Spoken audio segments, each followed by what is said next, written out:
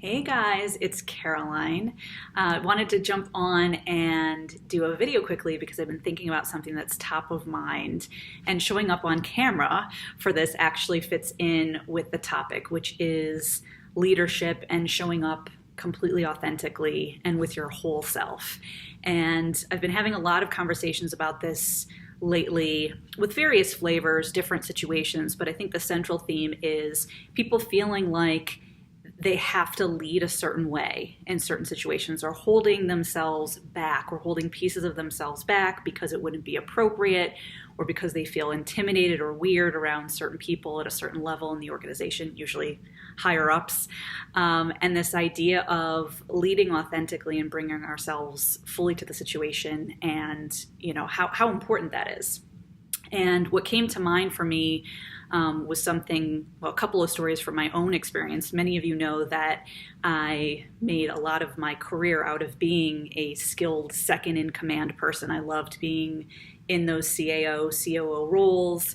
I loved kind of not being out in front leading the charge, but still kind of having all the access to the important details, and being a central point of contact for things.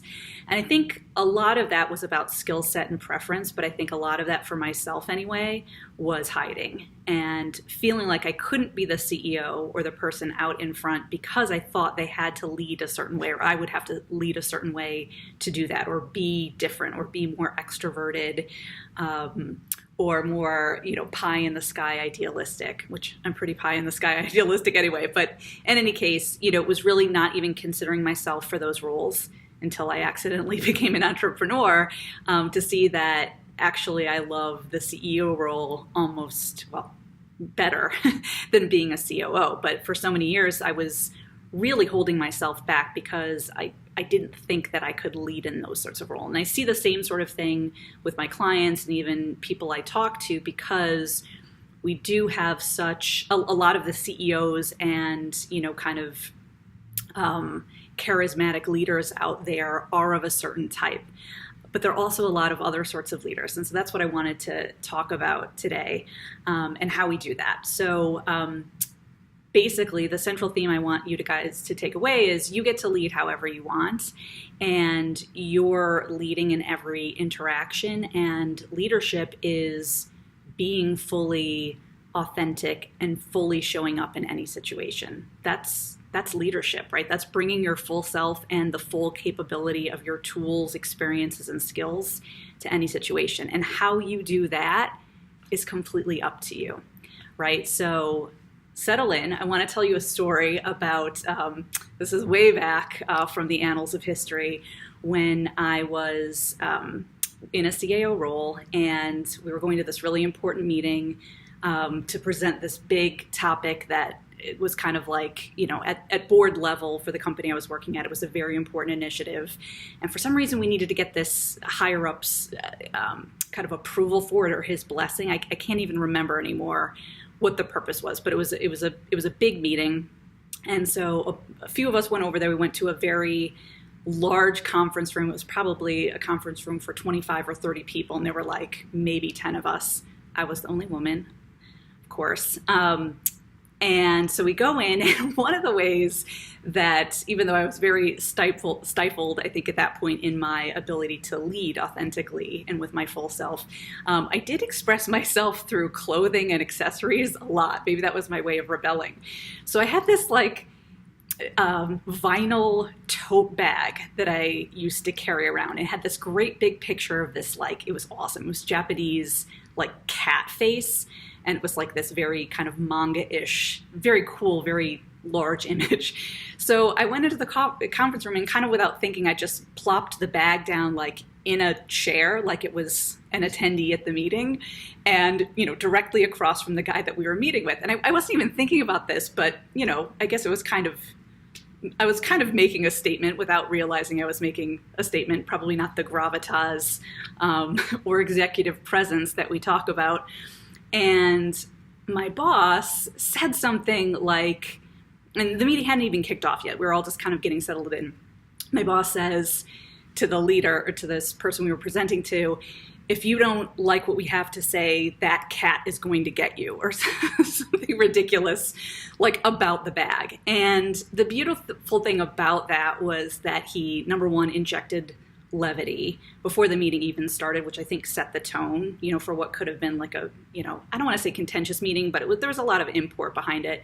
But he also signaled, maybe not to everyone else, but to me, and again, I don't think I realized this at the time, but in hindsight, he signaled to me that it was okay to be myself. Like, it was kind of like, it's okay to be you. So the meeting starts. I didn't even really have an official role in the meeting. It was really for the tech guys to talk and present, and someone from my team who was kind of taking lead on the thing we were talking about. And the meeting started to go sideways. I'm sure you've been in those circumstances where, you're totally prepped. Everyone knows like what slide in the deck they're going to speak to. And it just started to take a different turn. And it was clear like the guy we were presenting to wasn't getting the answers he wanted. And so I jumped in and just basically translated, because again, it wasn't my meeting. It wasn't my stuff to talk about, but I could hear kind of what he wanted, and I was able to kind of connect the dots. And when you're in a meeting and there's a bunch of people around the table, but it's really just a dialogue between a couple of people, or someone says something and, he turns to someone else for the answer. That's what it happened. So it was just this dialogue between this bigwig and me. And the story is not about me, but the point is that I'm not sure that I would have felt comfortable stepping into that space had my boss not signaled in the beginning that it was okay to be me. And so, who knows, what I would have done, but I think it's a beautiful example of me feeling comfortable and not second guessing. And the reason I think it stands out is because there were plenty of meetings where I was probably the best person to speak about something, and I didn't. I held back because I was intimidated or didn't want to get yelled at, or, fill in the blank, whatever was making me hold myself back. So I thought it was just a great example of this leader. And again, I don't know if he was being intentional or not. I should send him an email, see if he remembers the situation.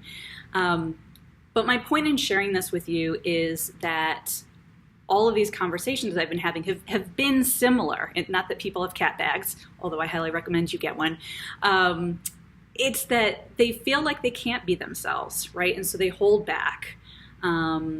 And, don't say the thing. Don't speak truth to power. Don't express their frustration directly, constructively, but directly, right? Hold it in.